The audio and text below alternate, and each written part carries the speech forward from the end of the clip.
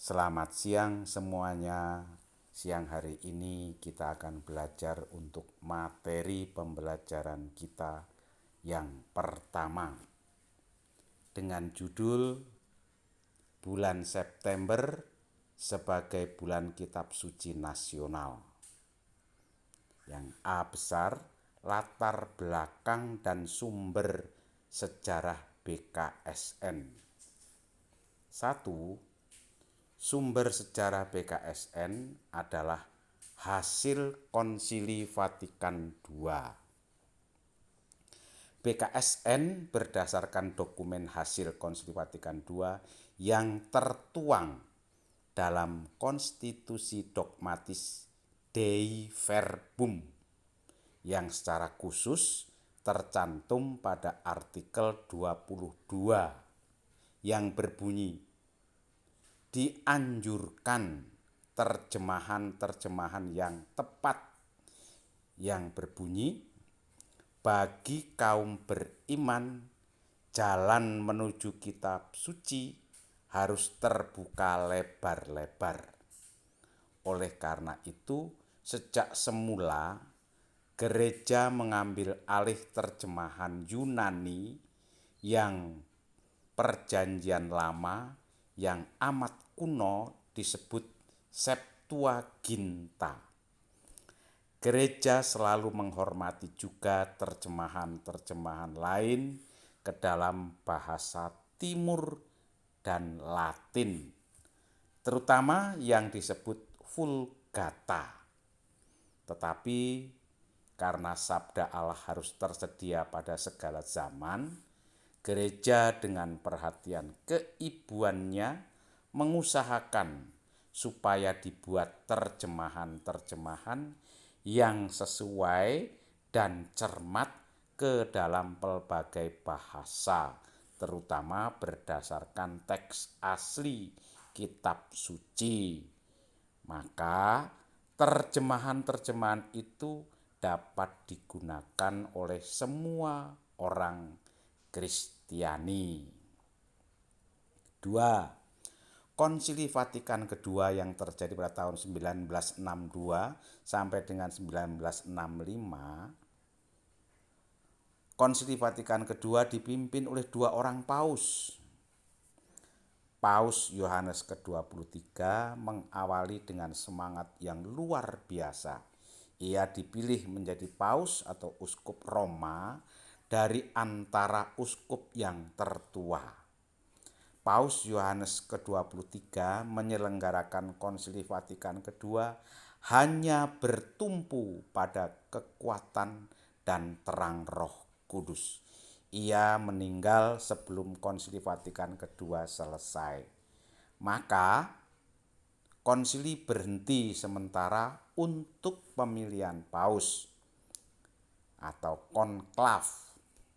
Terpilihnya Paus Paulus ke-6 melanjutkan Konsili Vatikan kedua. Paus Paulus ke-6 lah yang menyelesaikan Konsili Vatikan II. 3. Perbedaan konsili dan konklav. Konsili adalah sidang para uskup sedunia yang dipimpin oleh paus atau uskup Roma untuk membicarakan atau membahas ajaran gereja Katolik. Dalam konsili bisa juga dihadiri oleh tokoh umat Katolik. Konklav adalah sidang para uskup sedunia dalam rangka memilih paus atau memilih siapa yang akan menjadi uskup Roma. 4. Dokumen hasil Konsili Vatikan kedua. Dokumen Konsili Vatikan kedua dijuluki Tonggak Sejarah Pedoman Arah oleh Bapak Dr. J. Ribeiro. Mungkin kiranya karena hasil Konsili Vatikan kedua itu membawa warna baru atau tatanan baru dalam hidup menggereja Roma Katolik. Poin yang pertama, Alkitab Roma Katolik Perjanjian Lama dan Perjanjian Baru sejak tahun 382 Masehi hanya berbahasa Latin. Tetapi sejak Konsili Vatikan kedua 1962 sampai 1965 diterjemahkan ke dalam seluruh bahasa yang ada di dunia ini. Terjemahan Alkitab dari bahasa Yunani ke bahasa Latin diterjemahkan oleh Santo Hieronymus. Santo Hieronymus yang hidup tahun 347 Masehi sampai dengan 420 Masehi. Kitab suci bahasa Latin disebut Vulgata. Kitab suci berbahasa Yunani disebut Septuaginta. Yang berbahasa Ibrani disebut Targum. Hasil Konsili Vatikan II yang tertuang dalam Konstitusi Dogmatis Dei Verbum, khususnya artikel 22, menganjurkan adanya terjemahan kitab suci dalam bahasa-bahasa lain selain bahasa Latin. Ini adalah suatu kemajuan yang luar biasa. Bahasa manusia adalah karunia Tuhan. Karunia Tuhan adalah suci. Jadi, semua bahasa manusia yang dipakai oleh manusia di dunia ini adalah suci, seperti sucinya bahasa Latin yang adalah bahasa yang suci. Maka hal bahasa kitab suci ini juga menyangkut tentang bahasa dalam kitab suci dan liturgi. Konstitusi tentang liturgi suci itu terdapat pada Konstitusi Liturgi artikel 36 ayat yang keempat, ya, ada 4 diktum. Konstitusi Liturgi artikel 36 ada 4 diktum. Diktum yang pertama menyatakan penggunaan bahasa Latin hendaknya dipertahankan. Yang kedua, akan tetapi dalam misa, dalam pelayanan sakramen-sakramen maupun dalam bagian liturgi lain, tidak jarang penggunaan bahasa-bahasa pribumi sangat bermanfaat bagi umat. Maka seyogianya lah diberi kelonggaran yang luas. Diktum yang ketiga, bahasa pribumi yang digunakan agar dikonsultasikan dengan uskup. Diktum yang keempat, terjemahan teks Latin ke dalam bahasa pribumi yang hendak digunakan dalam liturgi harus disetujui oleh pimpinan gerejawi setempat. Tata perayaan Misa Kudus. Semula imam membelakangi umat.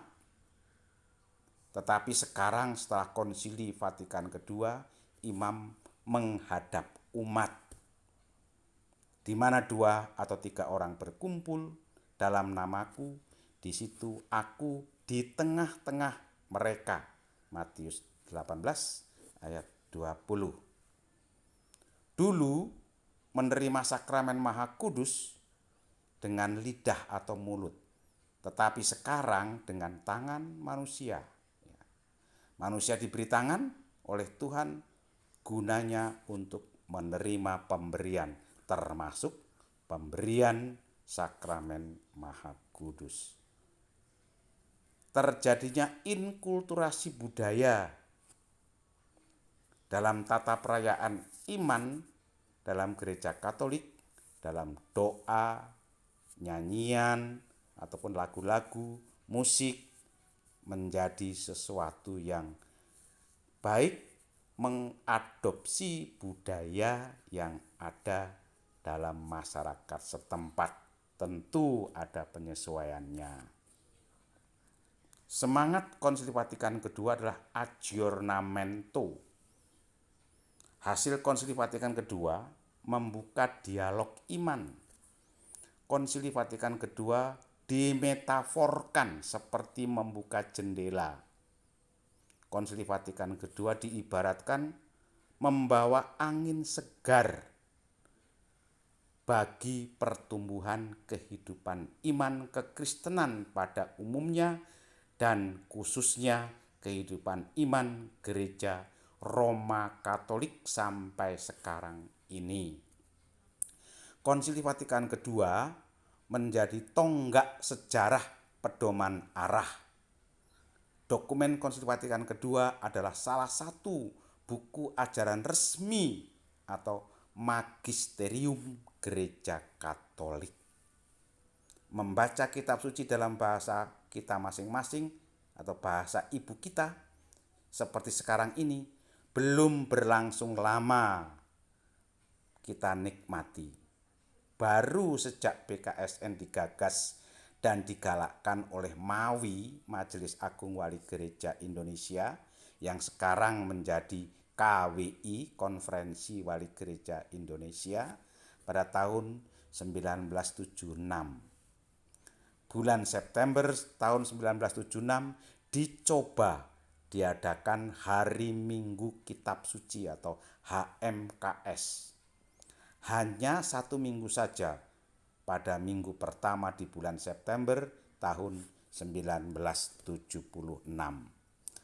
Tanggapan umat positif dan merasa kurang waktu kalau hanya disediakan 1 minggu saja. Maka pada tahun 1977 seluruh bulan September dijadikan atau ditetapkan sebagai bulan Kitab Suci Nasional BKSN untuk Indonesia sampai sekarang ini. B besar tujuannya. Tujuan BKSN. Yang pertama, agar umat Katolik Indonesia menjadi lebih dekat dengan kitab suci, sehingga umat lebih mengenal kitab suci dan yang berisikan firman Tuhan yang menyelamatkan. Kitab suci diperuntukkan bagi seluruh umat, tidak hanya untuk kelompok tertentu saja. Umat dipersilahkan melihat dari dekat, membaca, dan mengenal lebih akrab sebagai sumber kehidupan, iman, harapan, dan kasih. Tujuan yang kedua, untuk mendorong umat agar memiliki dan menggunakannya, melihat, membaca, menghayati sebagaimana tangan Tuhan menyelamatkan umat manusia, serta untuk lebih mencintai dan memperdalam iman kepercayaan bahwa puncak rahmat keselamatan Tuhan ada dalam diri Yesus Kristus. Oleh karena itu, kita sebagai umat Katolik wajib mendukung gerakan ini, gerakan BKSN. Kita dukung kegiatan BKSN tahun 2020 agar kita juga semakin banyak mengerti akan tema-tema BKSN dari tahun ke tahun. Tema BKSN tahun 2020 adalah tema yang keempat dari rangkaian tema sejak tahun 1917. Kita aktif membaca kitab suci agar kita semakin menghidupi firman Tuhan. Firman Tuhan menjadi pegangan hidup iman dan perbuatan kita dalam hidup bersama orang lain di tengah-tengah masyarakat yang bineka ini. Iman tanpa perbuatan adalah iman yang kosong. Yakobus 3 ayat 20. Iman bekerja sama dengan perbuatan-perbuatan, dan oleh perbuatan-perbuatan itu iman menjadi sempurna. Yakobus 3 ayat 22. Firman Tuhan mengarahkan perjalanan kita dan seluruh umat manusia menuju kepada keselamatan. Akulah jalan dan kebenaran dan hidup. Tidak ada seorang pun yang datang kepada Bapa kalau tidak melalui aku, sabda Yesus yang tercantum dalam Yohanes 14 ayat 6. Bagian C besar, tugas para mahasiswa-mahasiswi maupun yang MK1 maupun yang MK2 materinya sama, yakni membaca teks latar belakang BKSN yang akan kami kirimkan lewat WA nantinya. Yang kedua, tema BKSN tahun 2020, dan yang ketiga, teks pendukung BKSN tahun 2020. Demikian, kalau ada pertanyaan, sesuatu yang tidak jelas, ada yang salah ketik dalam ketikan ini, dibenarkan, ditanyakan supaya nanti tidak menjadi bingung. Demikian untuk pembelajaran kita pada siang hari ini. Terima kasih, selamat belajar, selamat menikmati dan juga membaca tugas yang kami berikan.